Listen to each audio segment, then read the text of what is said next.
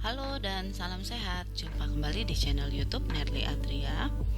Topik di video berikut adalah latihan soal untuk mata pelajaran Ilmu Penyakit dan Penunjang Diagnostik atau yang disingkat dengan IPPD. Soal pertama. Sistem organ yang berperan untuk menjaga tubuh dari patogen atau benda asing tertentu yang menyebabkan penyakit di dalam tubuh manusia disebut. Jawaban yang tepat adalah sistem imun B. Mengapa sistem imun? Seperti kita ketahui bahwa sistem imun atau yang disebut dengan kekebalan tubuh merupakan sistem organ yang berperan untuk menjaga tubuh manusia dari patogen atau benda asing tertentu yang dapat menyebabkan penyakit di dalam tubuh manusia. Tapi perlu diingat juga bahwa sistem kekebalan tubuh pada manusia tidak memiliki organ khusus di dalam tubuh dan tidak dikontrol oleh organ pusat seperti otak. Ya, jadi sel-sel di dalam sistem tubuh akan menghasilkan yang namanya antibodi yang akan mengenali setiap antigen atau benda asing yang masuk ke dalam tubuh manusia. Seperti itu ya. Nomor selanjutnya, antibodi yang memiliki ukuran besar yang dapat ditemukan dalam cairan limfa dan darah. Ya. Jawaban yang tepat di sini adalah IgM. IgM merupakan antibodi yang memiliki ukuran terbesar yang dapat ditemukan dalam cairan limfa dan darah. Nah, seperti kita ketahui juga bahwa IgM adalah antibodi pertama yang disekresikan oleh respon kekebalan tubuh dengan mengikat antigen dan memicu aktifnya protein komplement. Lanjut. Cara antibodi menghancurkan antigen dengan memblokir tempat-tempat di mana antigen seharusnya berikatan dengan sel inang disebut. Nah, jawaban yang tepat di sini adalah netralisasi C. Nah, seperti kita ketahui juga bahwa netralisasi itu kan merupakan antibodi yang memblokir tempat-tempat di mana antigen seharusnya berkaitan dengan sel inang. Nah, selain itu juga antibodi ini mampu menetralkan bakteri beracun dengan menyelubungi bagian beracunnya sehingga makrofag dapat dengan mudah memfagosit. Nah, seperti itu ya penjelasannya. Lanjut. Tuan A usia 44 datang ke klinik dengan keluhan nyeri dan kaku sendi. Kemudian gerakan sendi terbatas dan merasakan otot sendi mengecil serta tidak kuat mengangkat benda. Dari keluhan Tuan A tersebut, penyakit sistem imun yang dialami oleh Tuan A adalah. Jawaban yang tepat untuk soal ini adalah miastenia gravis.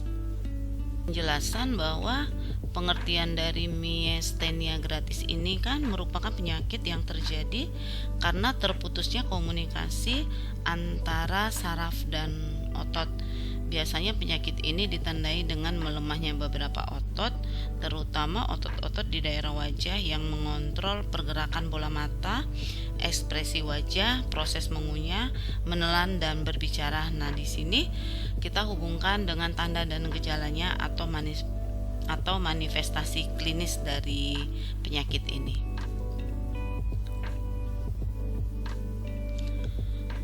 Lanjut. Pemeriksaan diagnosis untuk menentukan pembuluh darah atau organ mana yang terkena vaskulitis. Yang paling tepat di sini adalah tes pencitraan.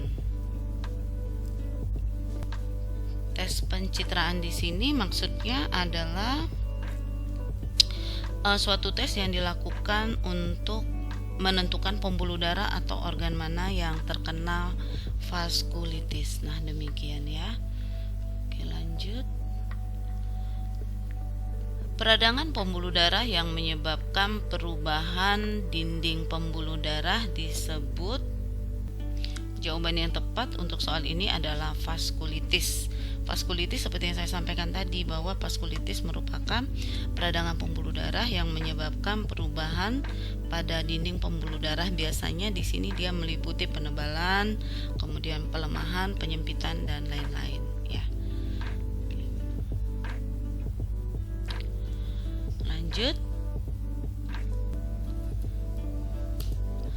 Pernyataan berikut yang tepat mengenai penyakit Graves adalah, ini masuk di tanda dan gejala ya. Yang tepat untuk jawaban soal ini adalah B. B ya yang tepat ya. Nah, dengan penjelasannya kita lihat, saya jelaskan dulu. Graves itu merupakan penyakit di mana sistem kekebalan tubuh akan meningkatkan produksi hormon tiroid sehingga kadar hormon tiroid di dalam tubuh akan meningkat. Nah, kemudian kenapa jawabannya ini adalah klien mengalami hiperaktif? Seperti kita ketahui bahwa gejala-gejala dari penyakit Graves ini adalah, yang pertama, klien mengalami hiperaktivitas, kemudian tremor pada tangan atau jari. Biasanya tremornya ini masih dalam keadaan ringan ya. Kemudian terjadi palpitasi jantung, yaitu jantung berdebar-debar. Kemudian biasanya kliennya banyak keringat dan kehilangan berat badan walaupun tidak kehilangan nafsu makan. Nah, demikian ya, kita masukkan di sini jawabannya masuk kepada manifestasi klinis. Oke, lanjut. Pada pasien dengan radang sendi dilakukan pemeriksaan dengan mengamati pembengkakan dan melihat kemampuan pasien dalam menggerakkan sendi. Pemeriksaan yang dilakukan adalah A. Tes fisik ya. Yang pertama dengan tes fisik. Nah, di sini perlu dipahamin bahwa pada pasien dengan radang sendi, untuk menentukan diagnosis biasanya dilakukan pemeriksaan fisik dengan mengamati pembengkakan dan melihat kemampuan pasien dalam menggerakkan sendi, walaupun nanti akan ditunjang juga oleh pemeriksaan penunjang. Lanjut, tes yang boleh dilakukan pada klien yang telah terbukti mengidap miastenia gravis, karena biasanya efek samping yang berbahaya adalah tes. Jawaban yang tepat untuk soal ini adalah endrofonium. Kenapa endrofonium?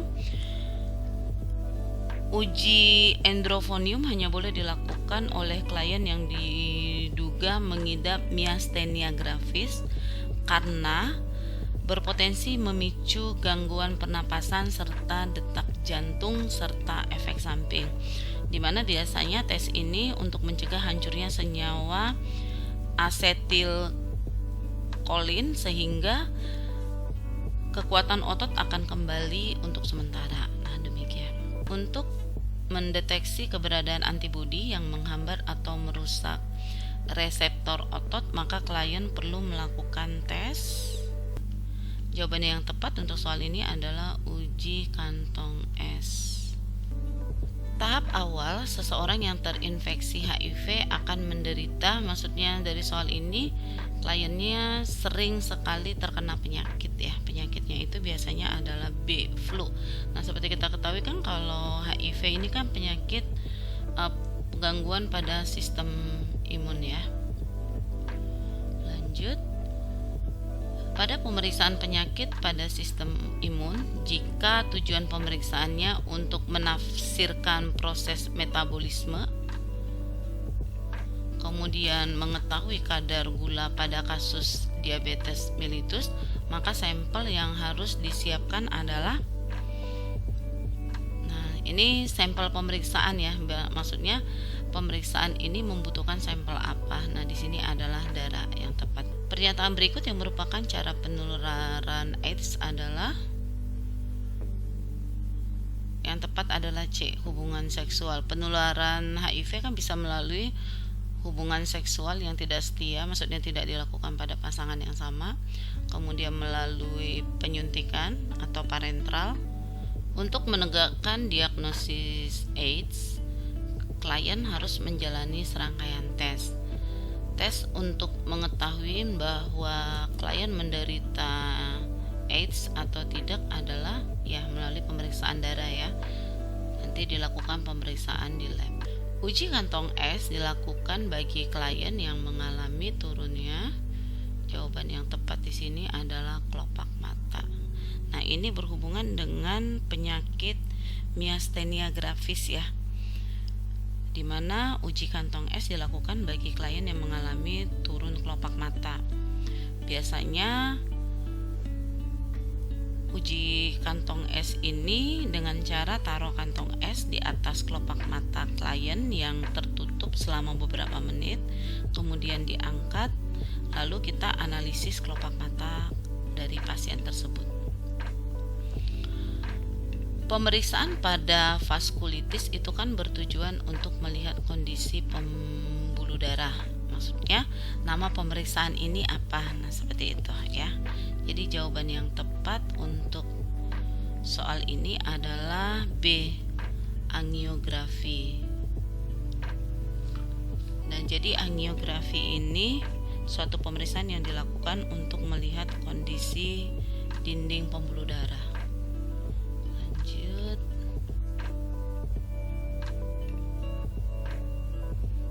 Oke.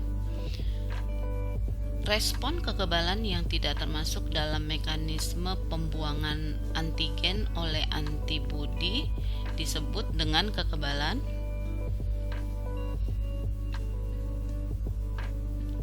Jawaban yang tepat adalah seluler. Dengan penjelasan bahwa seperti kita ketahui kan bahwa respon sistem pertahanan tubuh dibagi menjadi dua ya, yaitu imunitas humoral dan imunitas seluler. Nah, kalau untuk imunitas seluler ini dia akan menghasilkan antibodi yang dihasilkan oleh sel-sel limfosit T. Nah, seperti kita ketahui juga bahwa sel limfosit T ini kan akan berkembang biak menjadi beberapa jenis ya. Ada sel T sitotoksit, kemudian sel T penolong, sel T supresor, dan sel T memori. Nah, demikian penjelasannya. Oke, baik, cukup sekian video berikut. Like jika video ini membantu, komen jika ada pertanyaan. Terima kasih.